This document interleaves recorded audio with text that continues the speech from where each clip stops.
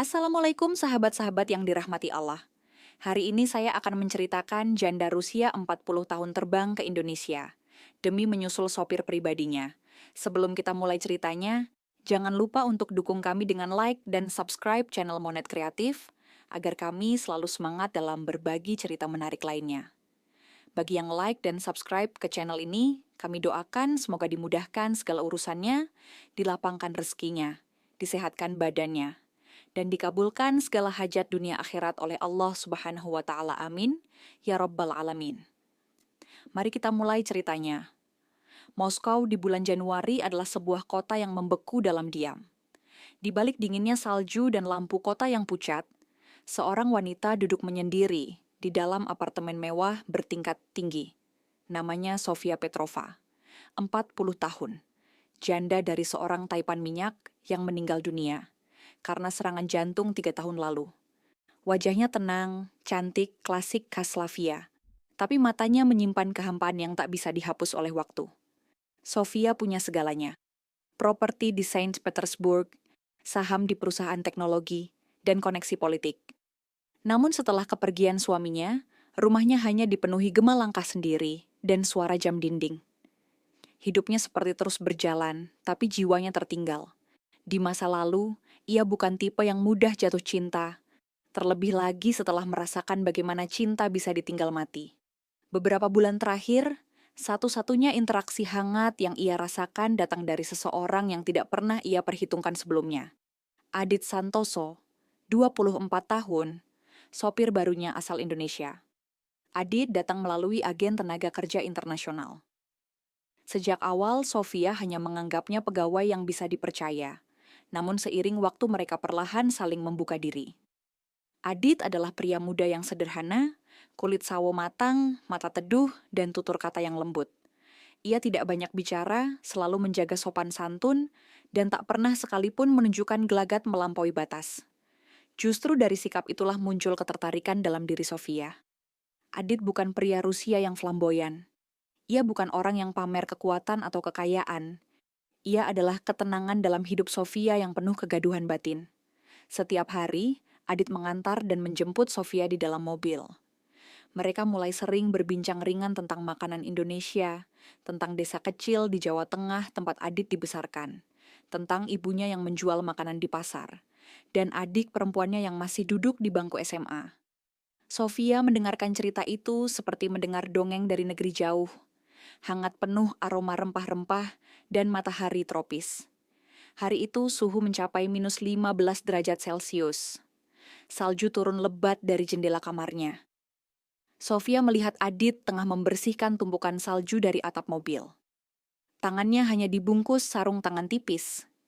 Ia menggigil namun tetap melanjutkan pekerjaannya tanpa mengeluh.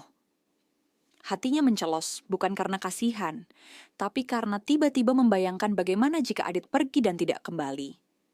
Pertanyaan itu menghantam seperti angin dingin yang menembus mantel bulu tebalnya. Untuk pertama kalinya, Sofia menyadari bahwa kehadiran seorang pria sederhana dari negeri tropis telah mengisi kekosongan yang bahkan seorang suami kaya pun tidak bisa sentuh. Ia tahu perasaan ini bukan hal biasa. Ia mulai takut, tapi juga penasaran. Ini bukan lagi soal sopir dan majikan. Ada sesuatu yang perlahan tumbuh di antara mereka. Sesuatu yang tak bisa dikendalikan oleh logika maupun jarak usia. Hari itu, langit Moskow tampak lebih muram dari biasanya. Salju turun pelan menutupi trotoar dan rangkaian mobil mewah di kawasan elit Arbat. Di dalam mobil hitam dengan pemanas yang menyala maksimal, Adit mengemudi seperti biasa, tenang, profesional. Namun pagi itu wajahnya tampak sedikit berbeda, murung seperti menyimpan beban. Sofia memperhatikannya dari kursi belakang. Biasanya ia memulai obrolan ringan tentang cuaca atau berita lokal. Tapi kali ini ia terdiam, merasakan sesuatu yang janggal. Setelah beberapa menit sunyi, Adit akhirnya bersuara pelan. "Maaf Nona, saya mungkin tidak bisa mengantar Anda lagi minggu depan." Sofia mengerutkan alis.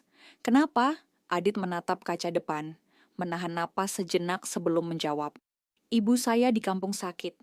Sudah lama, tapi sekarang kondisinya benar-benar memburuk. Saya harus pulang, mungkin cukup lama." Sofia terdiam. Hatinya terasa ditusuk dingin. Ia menatap wajah Adit lewat kaca spion. "Berapa lama?" tanyanya dengan nada dalam. "Saya belum tahu, Nona. Bisa 1 bulan atau lebih, tergantung keadaan di sana." Beberapa detik hening hanya diisi suara AC mobil dan detik jam di dashboard. Sofia memalingkan wajah ke jendela. Melihat salju menari di udara, ia merasa ada sebagian dirinya yang ikut terbawa kabar itu. Beberapa hari berikutnya terasa hambar. Adit tetap bekerja seperti biasa, tapi suasana di antara mereka berubah. Tak ada lagi percakapan ringan, Sofia menjadi pendiam, dan Adit tetap menjaga batas. Hingga akhirnya tiba hari keberangkatan.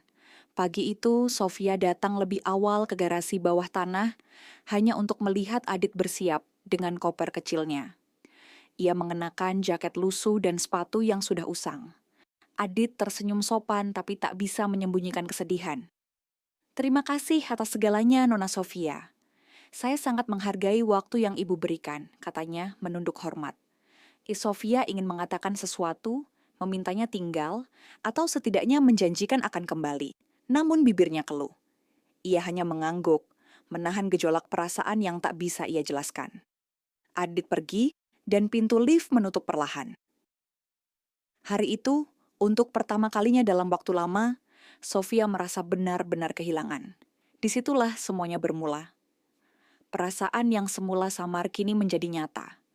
Ia merindukan Adit bukan sebagai sopir, bukan sebagai pegawai, tapi sebagai seseorang yang telah mengisi celah terdalam di hatinya. Seminggu sejak kepergian Adit, apartemen Sofia kembali sunyi. Tak ada suara langkah kaki, tak ada tanya sederhana. "Nona, hari ini mau kemana?" Yang tersisa hanyalah denting jam dinding dan nyala lilin. Aroma yang tak mampu menyembunyikan kesepian. Setiap malam, Sofia duduk di ruang baca, menatap jendela yang berembun. Ia mencoba mengalihkan pikiran dengan membaca, menonton, bahkan membuka aplikasi kencan untuk wanita seusianya. Namun setiap kali wajah pria Rusia muncul di layar, yang terbayang justru wajah Adit. Senyum sederhana, tutur kata hati-hati, tatapan penuh hormat yang membuatnya merasa dihargai. Pada malam ke-7, ia membuka pesan lama Adit di aplikasi pesan kantor. Hanya ada percakapan singkat soal jadwal kerja, tapi satu pesan terakhir tertinggal. "Terima kasih atas semua kebaikan Ibu. Saya doakan Ibu selalu sehat dan bahagia. Jika takdir mempertemukan kita lagi," kata-kata itu seperti palu godam yang menghantam pertahanannya. "Jika takdir mempertemukan kita lagi," terlalu sopan untuk jadi basa-basi, tapi terlalu tulus untuk dianggap isapan jempol. Keesokan harinya, Sofia membuka laptop dan mengetik, "Alamat Desa Adit Santoso di Indonesia." Butuh waktu dan bantuan sekretarisnya untuk melacaknya lewat catatan agen dan dokumen keimigrasian. Akhirnya ia mendapatkan alamat sebuah desa kecil di Provinsi Jawa Tengah. Sore itu juga, Sofia duduk bersama asisten dan agen perjalanan. Mereka menyusun rencana. Moskow ke Jakarta, ke Semarang, ke Desa Adit. "Apa Anda yakin akan pergi sendiri?" tanya asisten dengan nada khawatir. "Saya hanya ingin memastikan dia baik-baik saja," jawab Sofia, mantap. Perjalanan dijadwalkan seminggu kemudian. Dalam diam, ia mulai mempelajari soal Indonesia, cuaca, budaya, agama. Ia tahu Adit seorang Muslim, dan meski tak paham banyak, ia membaca tentang adab dan cara berbicara sopan dalam budaya Timur. Perjalanan ini bukan sekadar mencari seseorang, tapi perjalanan batin yang bahkan ia sendiri belum sepenuhnya pahami. Namun satu yang pasti, untuk pertama kalinya, ia merasa benar-benar hidup kembali, dan tekad barunya tumbuh. Menempuh ribuan kilometer, bukan karena kehilangan sopir, tapi karena menemukan seseorang yang selama ini ia cari. Bandara Soekarno-Hatta menyambut Sofia dengan udara lembab dan aroma tropis yang tak pernah ia cium sebelumnya. Rambut pirangnya yang biasanya rapi mulai lepek oleh keringat. Begitu keluar, matanya menyala penuh rasa penasaran dan gelisah. Penerjemah lokal menjemputnya dengan senyum ramah. "Selamat datang di Indonesia, Ibu Sofia. Semoga perjalanan Anda menyenangkan." Sofia hanya mengangguk, tersenyum gugup. Hatinya tak tenang. Ini bukan liburan, melainkan pencarian pribadi. Setelah semalam di Jakarta, ia melanjutkan ke Semarang lalu menempuh perjalanan darat hampir 3 jam ke desa kecil di perbukitan. SUV sewaan melewati sawah hijau, pasar tradisional, dan rumah kayu sederhana. Ini sangat berbeda dengan Moskow, gumamnya dalam hati. Di depan sebuah rumah bercat hijau pucat dengan pagar bambu. Seorang wanita tua menyapu dedaunan. Ia mengenakan kerudung lusuh dan kain batik memudar. Ketika melihat mobil asing berhenti, ia menatap curiga. Penerjemah segera maju. Bu, tamu dari Rusia ingin bertemu putra ibu, Adit Santoso. Wanita itu terkejut. Dari Rusia, Sofia melangkah maju, meletakkan tangan di dada, cara hormat yang dipelajarinya semalam dan tersenyum gugup. Beberapa menit kemudian, Adit muncul. Ia mengenakan kaos oblong dan sarung. Tatapannya kaget, terpaku beberapa detik, lalu berjalan pelan mendekat. Ibu Sofia, suaranya hampir berbisik. Sofia menahan air mata. Saya datang untuk memastikan kamu baik-baik saja. Adit terdiam, mencoba memahami bahwa majikannya kini berdiri di depan rumahnya di desa terpencil. Hari itu menjadi awal sesuatu yang jauh lebih besar daripada sekadar reuni. Bagi Adit, ujian, bagi Sofia, langkah pertama memasuki dunia asing, bahasa, budaya, keyakinan yang belum ia pahami. Namun di tengah semuanya ada satu hal yang terasa akrab. Perasaan mereka tak bisa lagi disembunyikan. Hari-hari pertama Sofia di desa dipenuhi keheningan aneh. Ia menginap di penginapan sederhana dekat pasar, jauh dari kemewahan apartemennya di Moskow. Adit sesekali menemuinya, membawakan makanan, mengajak ke kebun teh, atau sekadar duduk di bawah pohon rindang. Namun ada jarak tak kasat mata. Adit menjadi pendiam, tatapannya sering menghindar, tampak tertekan. Suatu sore, mereka duduk di bal-bal bambu. Angin meniup lembut rambut pirang Sofia yang terikat sederhana. Ia membuka pembicaraan pelan. Kau berubah. Adit menunduk, jemarinya menggenggam ujung sarung. Saya bingung, Bu. Kedatangan ibu membuat saya senang sekaligus takut. Takut kenapa? Karena kita berbeda. Saya dari keluarga sederhana, Muslim, hidup dengan nilai-nilai desa ini, sedangkan ibu datang dari dunia yang tak mungkin bisa saya masuki. Sofia menghela napas panjang. Aku tidak datang karena penasaran. Aku datang karena tidak ingin kehilangan kamu, bukan sebagai sopir, tapi sebagai manusia. Sebelum sempat menjawab, suara sepeda motor dan langkah kaki mendekat. Seorang pria setengah baya mengenakan peci dan batik menghampiri. Pak Lurah, kepala desa sekaligus kerabat jauh keluarga Adit. Maaf mengganggu, katanya kaku. Kami sudah dengar kabar tamu dari luar negeri. Ini desa kecil, banyak orang bicara. Hubungan semacam ini bisa jadi masalah. Ia menatap Sofia. Ibu pulanglah, Sofia menelan ludah. Hatinya tergores. Ia tahu Pak Lurah bicara mewakili keresahan banyak orang. Namun yang lebih menyakitkan adalah sikap Adit yang tak berkata apa-apa. Malamnya di penginapan, Sofia menangis sendirian. Untuk pertama kali sejak tiba, ia merasa benar-benar terasing. Namun dari air matanya tumbuh tekad lebih besar. Jika ingin memperjuangkan hubungan ini, ia harus masuk ke dunia Adit, memahami akar keyakinan, adat, dan nilai yang membentuk hidupnya. Malam itu ia membuka Al-Quran versi digital. Membaca meski tak sepenuhnya mengerti. Satu ayat menancap di hati. Sesungguhnya Allah tidak mengubah keadaan suatu kaum sampai mereka mengubah keadaan yang ada pada diri mereka sendiri. Sofia sadar, perubahan tak datang dari luar. Ia harus berubah dari dalam. Perjuangan itu baru dimulai. 2 minggu berlalu sejak pertemuan canggung dengan Pak Lurah. Sejak itu, Adit jarang muncul, menyibukkan diri merawat ibu dan membantu di masjid. Sofia tetap di penginapan. Meski rasa asing makin besar, senyum warga mulai berkurang. Tatapan semakin tajam, seolah kehadirannya beban moral bagi desa. Namun ia tidak menyerah. Setiap pagi ia belajar bahasa Indonesia dengan anak pemilik penginapan. Siangnya ke pasar, berbincang seadanya dengan pedagang. Malamnya membaca tentang Islam dan Indonesia. Ia mulai mengenakan pakaian yang lebih sopan, menutupi lengan dan kaki. Bukan terpaksa, tapi menghormati. Lambat laun, senyum warga kembali, cukup menghangatkan hati. Suatu malam, Adit datang mengetuk pintu penginapan.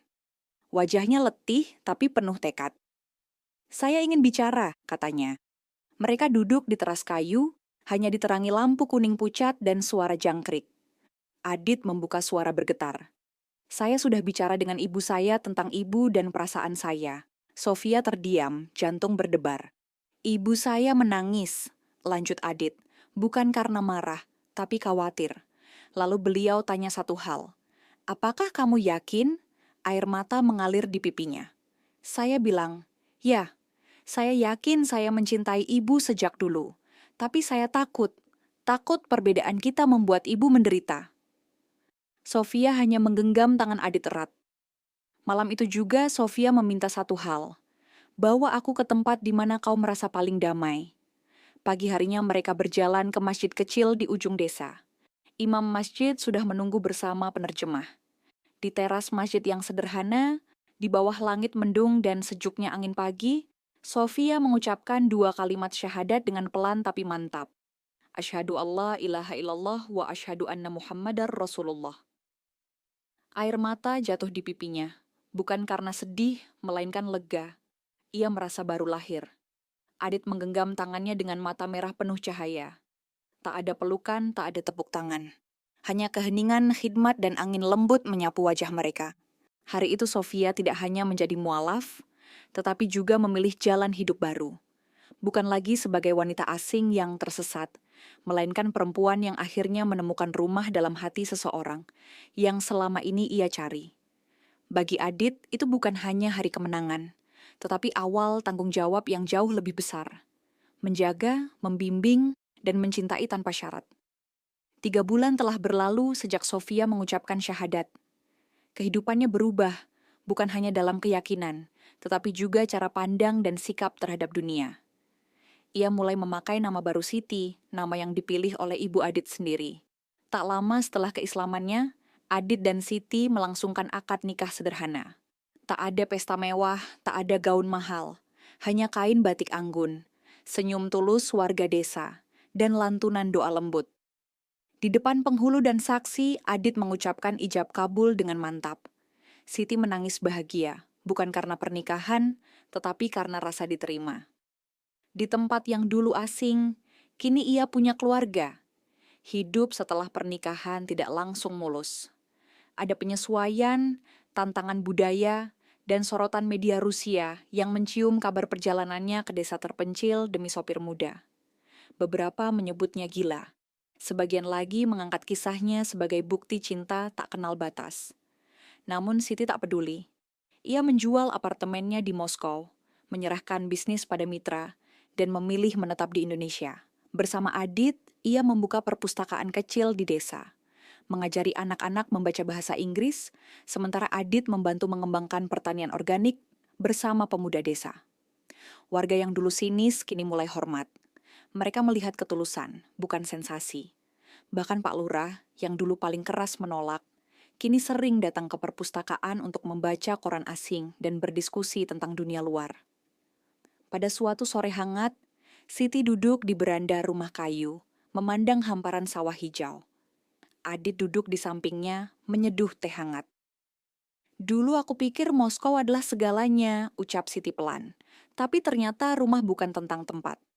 Rumah adalah seseorang yang kau cintai dan mencintaimu kembali." Adit menggenggam tangannya, dan mereka tertawa kecil. Angin sore menyapu lembut. Di kejauhan, azan maghrib berkumandang dari masjid kecil. Siti berdiri, mengambil mukena dan menatap Adit dengan senyum damai. Kini ia bukan hanya istri, ia sahabat, guru, ibu bagi anak-anak desa, dan muslimah yang menemukan makna hidup bukan dalam kemewahan, tetapi dalam kesederhanaan penuh cinta. Perjalanan mereka memang tak biasa, namun justru karena itulah kisah cinta ini abadi. Bukan hanya di mata manusia, tetapi di hadapan Tuhan yang mempertemukan 2 jiwa dari dunia sangat berbeda. Dan bagi Siti, rumah tak pernah lagi terasa jauh.